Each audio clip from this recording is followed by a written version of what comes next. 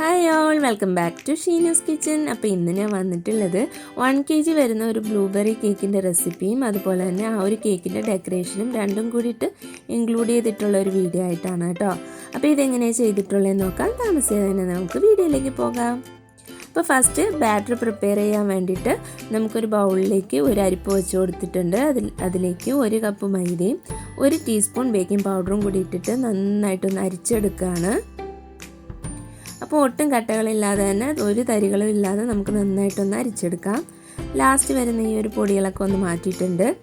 അതിനുശേഷം നന്നായിട്ടൊന്നും കൂടിയിട്ട് മിക്സ് ചെയ്തിട്ട് മാറ്റി വെക്കാം.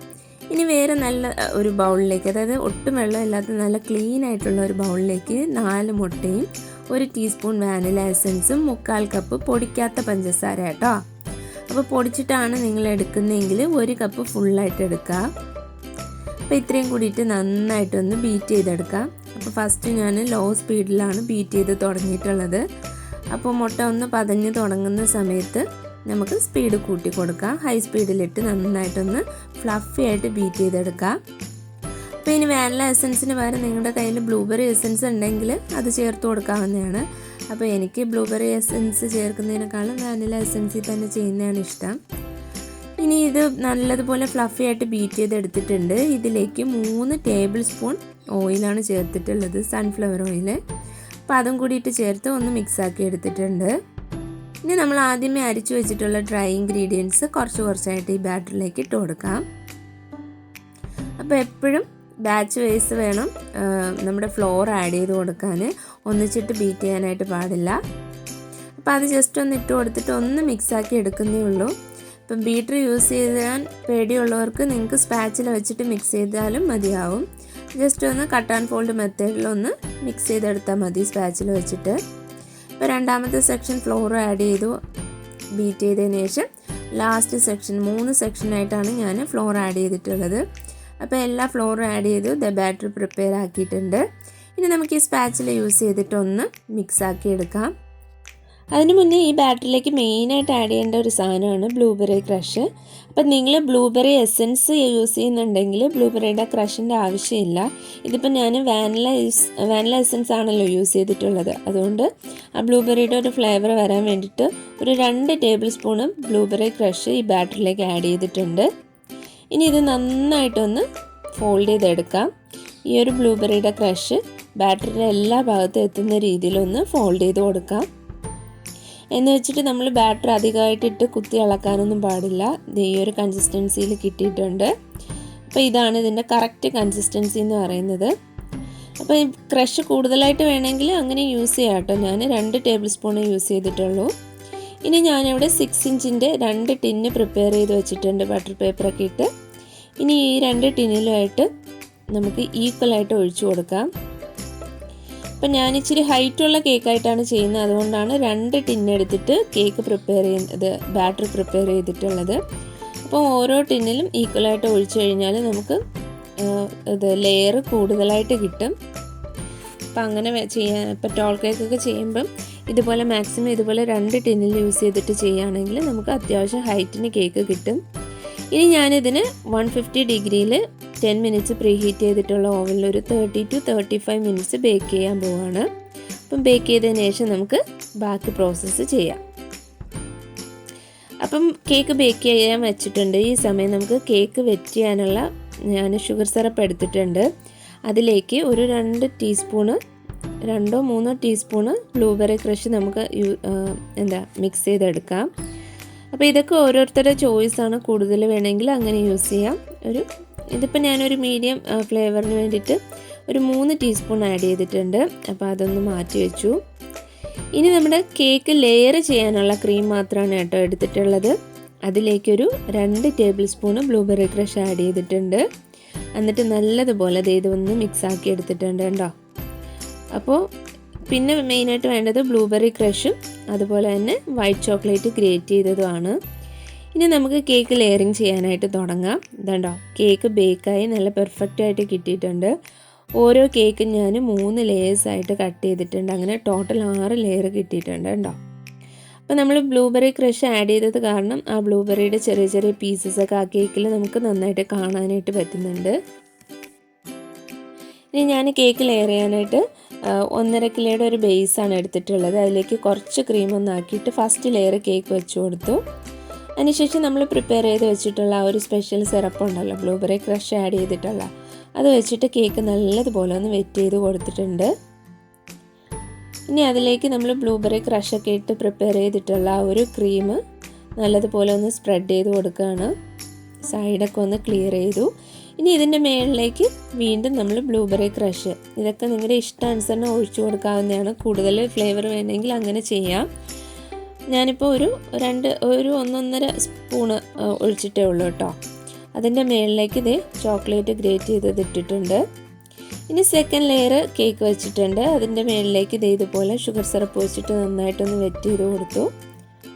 വീണ്ടും നമ്മൾ ആദ്യം ചെയ്തതുപോലെ തന്നെ ഒരു ക്രീം കൊടുക്കുന്നുണ്ട്.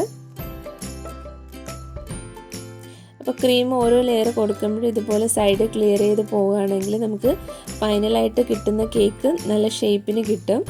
അപ്പോൾ അതുകൊണ്ട് മാക്സിമം ഫസ്റ്റ് ഓരോ ലെയർ ചെയ്യുമ്പോഴത്തേനും സൈഡ് വൈസ് ക്രീം കൊടുത്ത് കേക്ക് ഫിനിഷ് ചെയ്ത് പോകാനായിട്ട് ശ്രദ്ധിക്കുക. അപ്പോൾ ഇതേ ബ്ലൂബെറി ക്രഷും കൊടുത്തു, അതുപോലെ ചോക്ലേറ്റ് ഗ്രേറ്റ് ചെയ്തത് ഇട്ടിട്ടുണ്ട്. ഇനി മൂന്നാമത്തെ ലെയർ കേക്ക് വെച്ചിട്ട് ഇതുപോലെ തന്നെ വെറ്റ് ചെയ്ത് കൊടുക്കാം. നമ്മൾ ആദ്യം ചെയ്ത ആ ഒരു സെയിം പ്രോസസ്സ് ഇനിയുള്ള എല്ലാ ലെയേഴ്സും ചെയ്യുമ്പോഴത്തേനും കണ്ടിന്യൂ ചെയ്താൽ മതിയാകും. അപ്പോൾ ഓരോ ലെയേഴ്സും എടുത്ത് കാണിക്കുമ്പോഴത്തേനും വീഡിയോയുടെ ലെങ്ത് കൂടിപ്പോവും. അപ്പോൾ ഞാൻ ജസ്റ്റ് ഒരു 3 ലെയർ എങ്ങനെ ചെയ്യുന്നു എന്നുള്ളത് മാത്രമേ കാണിക്കുന്നുള്ളൂ. മൂന്നാമത്തെ ലെയർ ചോക്ലേറ്റൊക്കെ ഇട്ട് സെറ്റാക്കി. അങ്ങനെ 6 ലെയേഴ്സ് ഞാൻ ഇത് ഫ്രോസ്റ്റ് ചെയ്തെടുത്തിട്ടുണ്ട്. അങ്ങനെ കേക്ക് ഫിനിഷ് ചെയ്തിട്ട് ക്രം കോട്ട് ചെയ്ത് ഫ്രിഡ്ജിൽ തണുക്കാനായിട്ട് മാറ്റിയിട്ടുണ്ട്. ഈ സമയം കേക്ക് ഫൈനൽ കോട്ടിങ് ചെയ്യാനുള്ള ക്രീമാണ് പ്രിപ്പയർ ചെയ്തിട്ടുള്ളത്. ഇതിലേക്ക് മാജിക് കളേഴ്സിൻ്റെ റേഡിയൻ പിങ്കിൽ നിന്ന് ഒരൊറ്റ ഡ്രോപ്പ് ചേർത്ത് നല്ലതുപോലെ മിക്സാക്കി എടുത്തതാണ്. അപ്പോൾ കേക്ക് ഒരു 30 മിനിറ്റൊക്കെ ഫ്രിഡ്ജിൽ വെച്ച് തണുപ്പിച്ചിട്ട് ഞാൻ പുറത്തെടുത്തിട്ടുണ്ട്. ഇനി നമുക്ക് ഫൈനൽ കോട്ടിങ് ചെയ്തെടുക്കാം. ഫൈനൽ കോട്ടിങ് ചെയ്യുന്ന ഫുള്ളായിട്ട് ഞാൻ വീഡിയോയിൽ ഇൻക്ലൂഡ് ചെയ്തിട്ടില്ല. എപ്പോഴും കാണിക്കുമ്പോൾ നിങ്ങൾക്ക് ബോറടിക്കും. അപ്പോൾ ഏകദേശം ഫിനിഷ് ചെയ്തെടുത്തു. അതിനുശേഷം എക്സസൈറ്റ് മുകളിലേക്ക് നിൽക്കുന്ന കുറച്ച് ക്രീം ഒന്ന് ഇതുപോലെ ഒന്ന് വൈപ്പ് ചെയ്ത് മാറ്റി കൊടുക്കുകയാണ്. അപ്പോൾ നമ്മുടെ കേക്ക് ഫൈനൽ കോട്ടിംഗ് ഒക്കെ കൊടുത്തു റെഡി ആയിട്ടുണ്ട്. ഇനി നമ്മുടെ ബേസൊക്കെ ഒന്ന് ക്ലീൻ ചെയ്ത് കൊടുക്കുക. അപ്പോൾ എപ്പോഴും ഞാൻ പറയുന്നത് പോലെ തന്നെ ബ്രഷ് വെച്ചിട്ട് ചെയ്യുകയാണെങ്കിൽ നമുക്ക് ചെയ്യാനും ഈസിയാണ്. അതുപോലെ തന്നെ കേക്ക് വൃത്തികേടായി പോവുകയില്ല. ഇനി ഇതുപോലെയുള്ള നമ്മുടെ ബ്രഷ് ഉണ്ടല്ലോ, നമ്മൾ ഷുഗർ സിറപ്പൊക്കെ അപ്ലൈ ചെയ്യുന്ന ഈ ഒരു ബ്രഷ് വെച്ചിട്ട് നമുക്ക് ഇങ്ങനെ ഒരു ഡിസൈൻ കൊടുക്കണം. അപ്പോൾ ഇത് ജസ്റ്റ് ഒന്ന് ഇങ്ങനെ കേക്കിലേക്ക് ടച്ച് ചെയ്ത് പിടിക്കുക, ഓവർ പ്രഷർ കൊടുക്കരുത്. എന്നിട്ട് നമ്മൾ ടേൺ ടേബിൾ ചുറ്റിച്ചുകൊണ്ടിരിക്കുക. അതിനനുസരിച്ചിട്ട് ആ ഒരു ബ്രഷും ചെറുതായിട്ടൊന്ന് നീക്കി കൊടുത്താൽ മതിയാവും. അന്നേരം നമുക്കിത് ഇതുപോലുള്ള ഒരു ഡിസൈൻ കിട്ടും. അപ്പോൾ കേക്ക് ഇനി വീണ്ടും ഞാൻ ഫ്രിഡ്ജിൽ വെച്ചിട്ടുണ്ട്. ഈ സമയം നമുക്ക് ഫോണ്ടൻ വർക്ക് ചെയ്തെടുക്കാം. അപ്പോൾ വൈറ്റ് കളർ ഫോണ്ടൻ്റാണ് എടുത്തിട്ടുള്ളത്. അതിലേക്ക് ടൈലോസ് പൗഡറും കോൺഫ്ലോറും ഇട്ട് നന്നായിട്ടൊന്ന് നീഡ് ചെയ്തെടുത്തിട്ടുണ്ട്. അതിനുശേഷം ഒരു മീഡിയം തിക്നെസ്സിൽ ഞാനതിനെ നന്നായിട്ടൊന്ന് പരത്തി എടുത്തിട്ടുണ്ട് കേട്ടോ. എന്നിട്ട് നമുക്ക് 4 സൈഡും ഒന്ന് ക്ലിയർ ആക്കിയിട്ട് നല്ലൊരു സ്ക്വയർ ഷേപ്പിന് ഇതിനെ ഒന്ന് കട്ട് ചെയ്തെടുത്തിട്ടുണ്ട്. അപ്പോൾ ഒരു കലണ്ടറാണ് ചെയ്യാനായിട്ട് ഉദ്ദേശിക്കുന്നത്. അപ്പോൾ കലണ്ടർ ചെയ്യുമ്പോഴത്തേന് നിങ്ങൾ ഫോണിൽ കലണ്ടർ ഒന്ന് ഓൺ ചെയ്ത് വെക്കുക. എന്നിട്ട് ഏത് മാസത്തെ കലണ്ടറാണോ ചെയ്യാൻ ഉദ്ദേശിക്കുന്നത് അത് വെച്ച് നമുക്കൊരു ഡെമോ വെച്ചിട്ട് ചെയ്യാവുന്നതാണ്. അപ്പോൾ എത്ര റോസും കോളംസും വേണമെന്നുള്ളത് അതിനനുസരിച്ചിട്ടൊന്ന് മാർക്ക് ചെയ്ത് കൊടുക്കുക. എക്സസ് ആയിട്ടുള്ള പോർഷൻ ഒന്ന് ഞാൻ കട്ട് ചെയ്ത് മാറ്റുന്നുണ്ട്.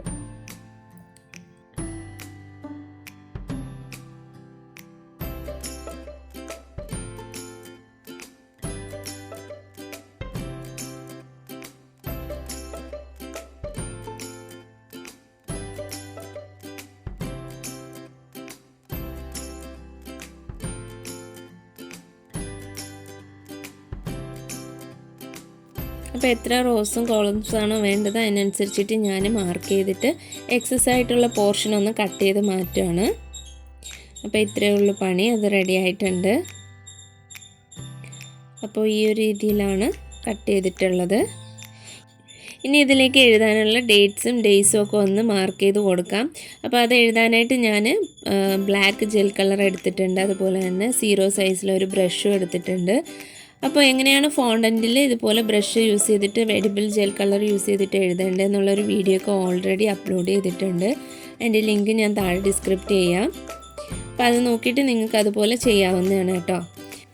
അപ്പോൾ എന്ത് ചെയ്ത് റെഡി ആയിട്ടുണ്ട്. 7 എന്നുള്ള ഒരു ഡേറ്റ് വരുന്നിടത്ത് ഞാൻ മാർക്ക് ചെയ്തിട്ടില്ല. അവിടെ നമുക്ക് ഒരു ഹാർട്ട് കട്ട് ചെയ്ത് സ്റ്റിക്ക് ചെയ്ത് കൊടുക്കാം. അപ്പം വീണ്ടും ഞാനിത് റെഡ് കളർ ഫോണ്ടൻ്റ് ഒന്ന് പരത്തി എടുത്തിട്ടുണ്ട്. പിന്നെ ഇതുപോലെ ഹാർട്ട് ഷേപ്പ് കട്ടർ 3 സൈസിലുള്ള കട്ടേഴ്സും എടുത്തിട്ടുണ്ട്. അതിൽ ഏറ്റവും ചെറിയ കട്ടർ വെച്ചിട്ട് ഒരു ഹാർട്ട് കട്ട് ചെയ്തു. ഇനി നമ്മൾ നേരത്തെ പറഞ്ഞ കണക്ക് ആ ഒരു 7ൻ്റെ സ്ഥാനത്ത് അങ്ങനെ ഒട്ടിച്ചു കൊടുത്തിട്ടുണ്ട് കേട്ടോ. അപ്പോൾ ഇതാണ് കലണ്ടർ ഫുള്ളായിട്ട് റെഡി ആയിട്ടുണ്ട്. ഇനി ബാക്കി ഡെക്കറേഷൻസിനുള്ള സാധനങ്ങൾ നമുക്ക് കട്ട് ചെയ്തെടുക്കാം. അപ്പോൾ വലിയ ഹാർട്ട് കുറച്ചധികം കട്ട് ചെയ്തെടുക്കാം. അപ്പോൾ റെഡ് കളറിൻ്റെ തന്നെ ചെറിയ ഹാർട്ട്സും കട്ട് ചെയ്തെടുക്കുന്നുണ്ട്. അപ്പോൾ ആ പരിപാടി കഴിഞ്ഞു. ഇനി വൈറ്റ് കളർ ഫോണ്ടൻറ്റിലേക്ക് കുറച്ച് റെഡ് ഒന്ന് ആഡ് ചെയ്ത് കൊടുക്കാം. എന്നിട്ടൊരു പിങ്ക് ഷെയ്ഡ് കിട്ടുന്ന രീതിയിലൊന്ന്, പിങ്ക് അല്ല ശരിക്കും ഇതിൽ പിങ്കായിട്ടാണ് കാണുന്നത്, പിങ്കിൻ്റെ വേറൊരു ഷെയ്ഡാണ്. അപ്പോൾ അതൊന്ന് പരത്തിയെടുത്തിട്ടുണ്ട്. അതിൽ നിന്നും കുറച്ച് ഹാർട്ട്സ് നമ്മൾ കട്ട് ചെയ്തെടുക്കുന്നുണ്ട്. അങ്ങനെ അത് റെഡി ആയിട്ടുണ്ട് കേട്ടോ. ഇനി നമുക്ക് വൈറ്റ് കളർ ഹാർട്ട്സാണ് വേണ്ടത്. അപ്പോൾ ഈ ഒരു 3 ഷെയ്ഡിലുള്ള ഹാർട്ട്സ് വെച്ചിട്ടാണ് ഈ ഒരു കേക്ക് ഡെക്കറേറ്റ് ചെയ്യുന്നത്. ഇനി വൈറ്റ് തന്നെ വേറെ 2 സൈസ് ഉണ്ടല്ലോ, അതും കൂടിയിട്ടൊന്ന് കട്ട് ചെയ്തെടുക്കാം.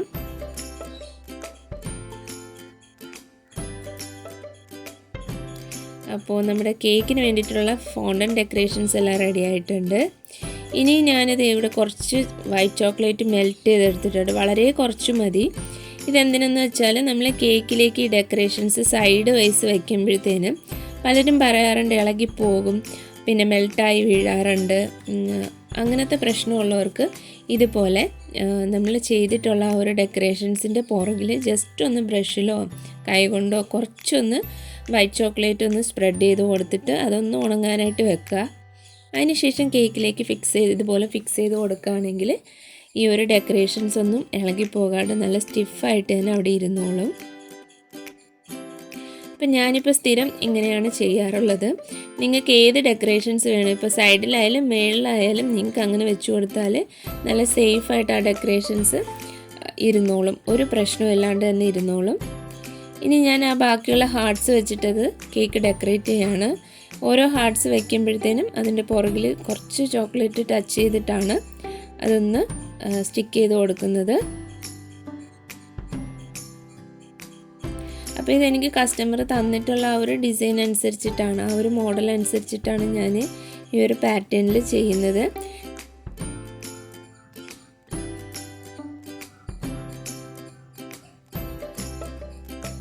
അപ്പം എൻ്റെ സൈഡിൽ എല്ലാ ഹാർട്ട്സും ഞാനിങ്ങനെ സ്റ്റിക്ക് ചെയ്ത് കൊടുത്തിട്ടുണ്ട്. ഇനി ഒരു ടോപ്പർ കൂടിയിട്ട് നമുക്ക് വെച്ച് കൊടുക്കാം. അപ്പോൾ ഹാപ്പി ആനിവേഴ്സറിയുടെ ചെറിയൊരു ടോപ്പറും കൂടിയിട്ട് സെൻറ്റർ പോർഷനിൽ വെച്ച് കൊടുക്കുന്നുണ്ട്. ഇനി കുറച്ച് ഗോൾഡൻ ബീഡ്സ് എടുത്തിട്ടുണ്ട്. അത് നമുക്ക് കേക്കിൻ്റെ മേളിലത്തെ പോർഷനിൽ കുറച്ച് ഭാഗത്തായിട്ട് ഇങ്ങനെ ഇട്ട് കൊടുക്കാം. അപ്പോൾ ഈ ഗോൾഡൻ ബീഡ്സ് കൊടുത്തതിൻ്റെ ചുറ്റിലായിട്ട് കുറച്ച് വൈറ്റ് കളർ സ്മോൾ ബീഡ്സ് ഉണ്ടല്ലോ, അതൊന്ന് ഇട്ട് കൊടുക്കുകയാണ്. അതുപോലെ തന്നെ കേക്കിൻ്റെ സൈഡ് പോർഷൻസിലും ഇട്ട് കൊടുക്കുന്നുണ്ട്. അപ്പോൾ ഇത് തന്നെ നിങ്ങൾക്ക് പല കളർ ഷെയ്ഡിലും ചെയ്യാവുന്നതാണ്. ഇപ്പോൾ ഇത് പിങ്കിൻ്റെ വേരിയൻസ് വരുന്ന ആ ഒരു ഷെയ്ഡിലാണ് ചെയ്തിട്ടുള്ളത്. നിങ്ങൾക്ക് ഏത് കളർ ഷെയ്ഡിൽ വേണമെങ്കിലും ഈ ഒരു ഡിസൈൻ ചെയ്യാവുന്നതാണ്. അപ്പോൾ ഇത്രയേ ഉള്ളൂ, നമ്മുടെ കേക്ക് റെഡി ആയിട്ടുണ്ട്. ഇപ്പോൾ ഇന്നത്തെ ഈ ഒരു റെസിപ്പിയും ഈ ഒരു കേക്കിൻ്റെ ഡെക്കറേഷനും ഒക്കെ നിങ്ങൾക്ക് ഇഷ്ടപ്പെട്ടു എന്ന് വിശ്വസിക്കുന്നു. ഇഷ്ടമായെങ്കിൽ ലൈക്ക് ചെയ്യാനും ഷെയർ ചെയ്യാനും മറക്കരുത്. എന്തെങ്കിലും ഡൗട്ട്സ് ഉണ്ടെങ്കിൽ കമൻസിൽ ചോദിക്കാനും മടിക്കരുത്. അപ്പോൾ നെക്സ്റ്റ് നല്ലൊരു വീഡിയോ ആയിട്ട് വരുന്നവരേക്കും എല്ലാ കൂട്ടുകാർക്കും ബൈ ബൈ.